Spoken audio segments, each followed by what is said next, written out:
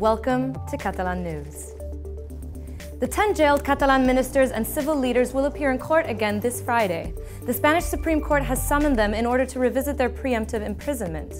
Whether they will be released just in time for the electoral campaign starting next Tuesday is still uncertain.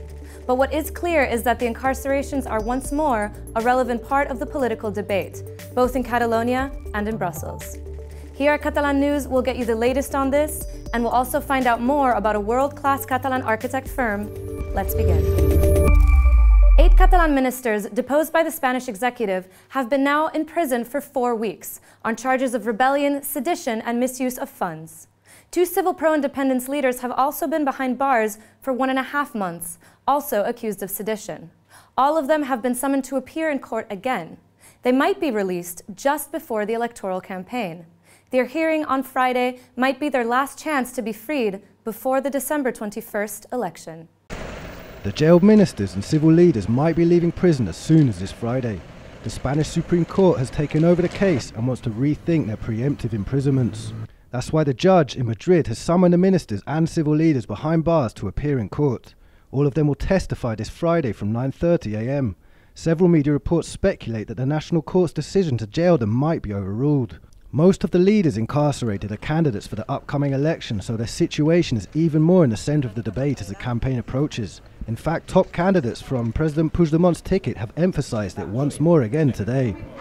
Perquè estem anant amb unes eleccions que no les hem convocat nosaltres, que les ha convocat de manera il·legal el Mariano Rajoy, que hem decidit anar-hi per defensar la democràcia i per defensar el resultat de l'1 d'octubre. I malgrat tot, a sobre hi hem d'anar amb candidats empresonats, amb candidats a l'exili. Això no és democràcia. She also expressed great surprise at the Spanish electoral board's latest decisions. In fact, the authority regulating the vote has decided to ban the use of yellow illumination to support jailed ministers in Barcelona sites, such as the Magic Fountain of Montjuïc. The Catalan branch of the Spanish People's Party also referred to the imprisonments today, but from a very different perspective compared to Puigdemont's ticket. No aceptamos sus excusas, que tienen que pagar políticamente y también en los juzgados el daño que han hecho a la población de Cataluña durante todo este tiempo y que por mucho que se bajen los pantalones como están haciendo para salir de la cárcel, no lo vamos a perdonar. The dispute surrounding the 44 artworks in a Western Catalonia museum was another highlight in the political arena today. The Spanish culture minister ordered them to be returned to its original location, Girona. The Catalan administration has for a long time rejected it on the grounds that the artworks were illegally bought in the past. Now, after the imposition of direct rule over the country, its position in the dispute is much weaker. Direct rule of Catalonia, as well as the imprisonments, has also been a matter of discussion in Brussels. Today, some MEPs demanded the end of Spain's measures against Catalonia's self-government in the EU capital. Around 30 members of the European Parliament from across the spectrum have presented a platform called Dialogue EU Catalonia. They urge the release of the jailed officials and activists, the end of the enforcement of Article 155 in the country, and mediation by the European Union. According to them, the EU should contribute to the end of the political conflict through an agreed referendum on independence. The MEPs presenting the initiative include Barbara Spinelli, the daughter of one of the founders of the EU, and Tania Fajon, the vice president of the Social Democrats in the chamber, as well as the former minister of Slovenia, Ivo Vajdl. When a highly politicized court decided to put leaders of the civil society first and then members of democratically elected government in jail without bail because of their political views, democracy and the rule of law have a problem. We call the EU institutions to urgently pursue measures to ensure the full respect, promotion and guarantee of human rights within the EU borders. When we discuss about Spain, you're not allowed to say anything. And that's not fair and that's not right. So that's why I believe that we need really to change this. The European institution didn't have a political role. They decided just to support their Rajoy government, and I think it is a political mistake. What is very difficult for me to understand in this moment is why the European Union does really nothing to to save this situation. The current complex political situation in Catalonia stems partly from the October 1st referendum. No judicial investigation has yet shed light on the images of police violence from that day. Yet, this could change, and soon. An association of lawyers in southern Catalonia filed a criminal lawsuit today in order to find out the people responsible for the police violence in that area on referendum day. The lawyers claim that they can prove the use of violence and even tear gas by the Spanish police officers. Meanwhile, also today in Manresa, central Catalonia, a forensic surgeon started examining around 50 people who were injured during that day.